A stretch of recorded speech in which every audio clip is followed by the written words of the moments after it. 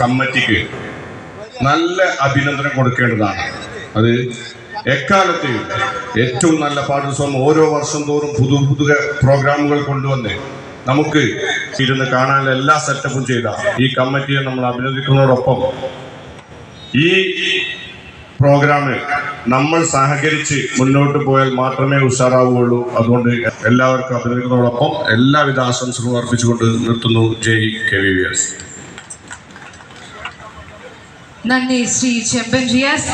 അടുത്തതായി ഈ ചടങ്ങിനെ ആശംസ അറിയിച്ച് സംസാരിക്കുന്നതിനായി നിലമ്പൂർ റോട്ടറി ക്ലബിന്റെ പ്രസിഡന്റ് ആയിരിക്കുന്ന TC അബ്ദുൽ സമദ് അവരെ ഏറെ സ്നേഹത്തോടെ ക്ഷണിക്കുന്നു.